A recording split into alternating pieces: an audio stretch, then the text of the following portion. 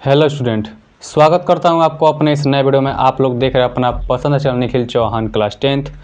आज मैं आप लोगों को बताने वाला हूं जनसंख्या विस्फोट के बारे में, जो कि क्लास 12th में हमेशा पूछता है, 10th में पूछता है, निबंध में पूछता है जनसंख्या विस्फोट का।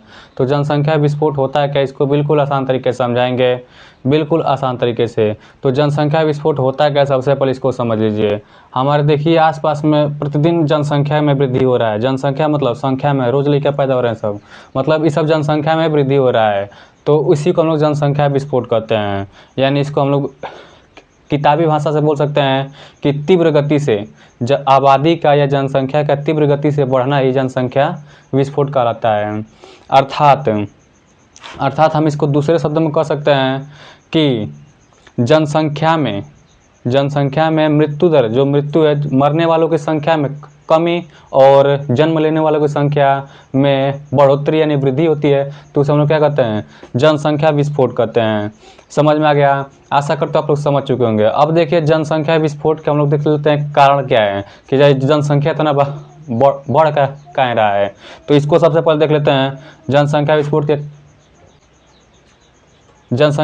के देख लेते हैं हम लोग कारण को। तो सबसे पहला इसका कारण देखिए, यहाँ पर लिखा होगा निरक्षरता।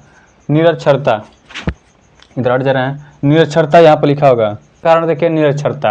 अब देखिए निरक्षरता का मतलब क्या होता है, इसका नाम ही है निरक्षरता। निरक्षरता मतलब होता है अनपढ़। क्या होता है? अनपढ़। अब देखिए अनपढ़ होते कहाँ है सब, ग्रामीण में होंगे सब, मतलब गाँव में होंगे सब, या तो और जैसे कि शहरों में कुछ काच होंगे सब, लेकिन ग्रामीण अवश्य यह हमेशा होते हैं सब। मतलब जैसे कि इस समय तो थोड़ा बदलाव हुआ है कि गांव के लोग जागरूक हुए हैं और अपने बच्चों को पढ़ा रहे हैं। तो इस समय तो कुछ काच अच्छा हुआ है। तो देखिए निरक्षरता में देख लीजिए। अब देखिए निरक्षर लोग जो होते हैं, जो अनपढ़ लोग होते हैं, वो छोटे परिवार, जो छोटा परिवार होता है उसके महत्व को नहीं जानते हैं, उसके लाभ को नहीं जानते हैं। इसलिए वो क्या करते हैं, इसी अज्ञानता के कारण, मतलब इसी बस अज्ञानता के कारण, मतलब जिसके आप लोगों को जानकारी नहीं होती उसे हम लोग क्या कहते हैं, अज्ञानता कहते हैं। इसी अज्ञानता के कारण वो निरंतर क्या करते हैं, संतान की उत्पत्ति करते रहते हैं, मतलब लड़का पैदा करते रहते हैं सब, धक्का पैदा करते रहते हैं सब। अब देखिए दूसरा इसमें कम आयु में विवाह, मतलब कम उम्र में ही विवाह हो जाना। जैसे कि पहले ज़माने में देख लीजिए ये सब था, मतलब बाल विवाह होता था। बाल विवाह मतलब बचपन में ही विवाह हो जाता था। अब देखिए जब बचपन में विवाह हो जाएगा, जैसे कि जो कम उम्र है उसमें विवाह हो जाएगा, तो निरंतर जो क्या करेगा, उसी समय से वो संतान की उत्पत्ति लड़का उत्पन्न करते रहेगा। हर साल ये एक को कर देगा। तो यही होता है कम आयु में विवाह। तो इसको बता देने के बाद ग्रामीण और अशिक्षित परिवारों में, जो गांव है उसमें, और अशिक्षित परिवारों में, जो जिसमें शिक्षा ना हो, जो अनपढ़ हो सब, उन सभी परिवारों में आज भी बाल विवाह, आज भी जो बचपन का विवाह है, बाल विवाह मतलब बाल्यावस्था में विवाह हो जाना की प्रथा जो है वो प्रचलित है। लेकिन देखिए इस पर बाल विवाह पर कानूनी प्रतिबंध लगाया गया है, कानून द्वारा प्रतिबंध लगाया है कि कम उम्र में विवाह नहीं होना चाहिए। लेकिन फिर भी इस समय क्या हो रहा है, कम उम्र में ही विवाह हो जा रहा है, जिसके कारण क्या होता है, कम उम्र में ही ये जो विवाह कर रहे हैं, ये कम उम्र में ही संतानें उत्पन्न करने लगते हैं, मतलब लड़का उत्पन्न करने लगते हैं सब। यही होता है कम उम्र में विवाह के कारण। तीसरा है निम्न सामाजिक स्तर। अब निम्न सामाजिक स्तर मतलब क्या होता है, जैसे गरीबी हो गया। तो जो गरीब होगा वो सोचा क्या कि अगर हमारा जो 5-6 लड़के होंगे सब, तो अगर हम ज़्यादा लड़के उत्पन्न करेंगे तो ज़्यादा हमको धन कमा कर देंगे सब। अगर एगो 20,000 कमाई तो जो 6 होंगे सब, तब 6 दूने 12, मतलब 1,20,000, मतलब महीना के उत्तर कमाई। तो यही होता है निम्न सामाजिक स्तर। तो निम्न सामाजिक स्तर के कारण अधिकांश गरीब व्यक्ति क्या करता है, ये विश्वास रखता है कि जितने अधिक बच्चे होंगे, चाहे 5 गो सब, चाहे 6 गो होंगे सब, चाहे 7 गो होंगे सब, जितने अधिक बच्चे होंगे उतने ही अधिक धन को अर्जित करेंगे, मतलब धन कमाएंगे, मतलब पैसा कमा कर लाएंगे सब। तो यही था हमारा जनसंख्या विस्फोट के कारण। अब देखिए एक और देख लीजिए, उसको भी लिख दे रहे हैं, पहले इसको मिटा लें। अब देखिए जो उसका 5वां कारण है वो क्या है, सामाजिक रीति रिवाज। अब देखिए सामाजिक रीति रिवाज में क्या होता है, सामाजिक रीति रिवाज के कारण जो दंपति होते हैं संतान उत्पत्ति करते रहते हैं पुत्र प्राप्ति की चाह में। किसमें? पुत्र प्राप्ति की चाह में। यहाँ पर छूट गया है, सामाजिक रीति रिवाजों के कारण यहाँ पर एक छूट गया है, पुत्र प्राप्ति।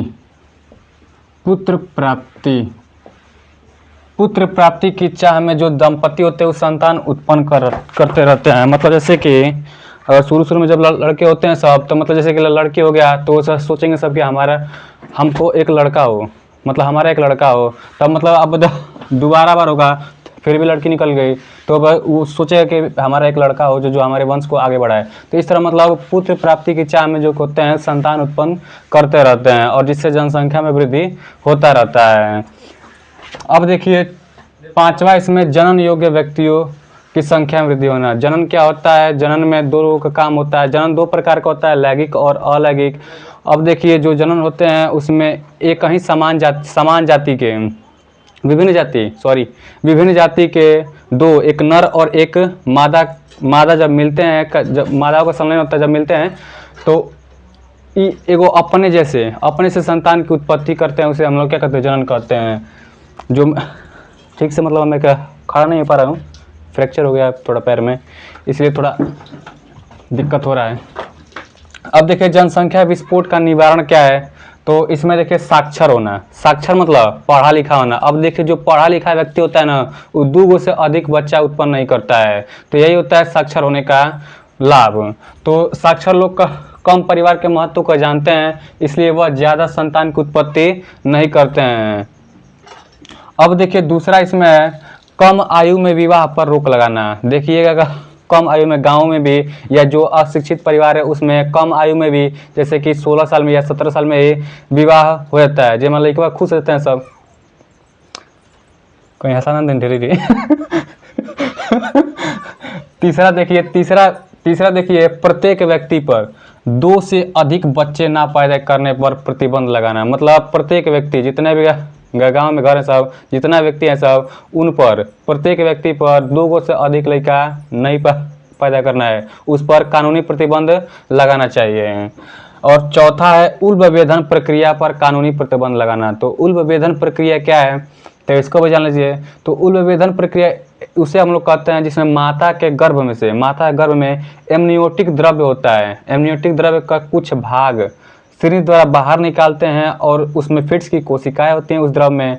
अब उनके गुणसूत्रों का विश्लेषण करके उनको मतलब गुणसूत्रों को जानकर या ज्ञात करके हम लोग आनुवंशिक विकार भ्रूणलिंग ज्ञात। अब देखिए भ्रूणलिंग ज्ञात का मतलब जो लड़का होगा या लड़की होगा। अब देखिए अगर लड़का नहीं हुआ, अगर लड़की हुआ तो गर्भपात कर देता है। गर्भपात मतलब होता है कि गर्भ में ही जो बच्चा हो रहा है उसको मार दिया जाता है। गर्भपात कराने का ये मतलब होता है।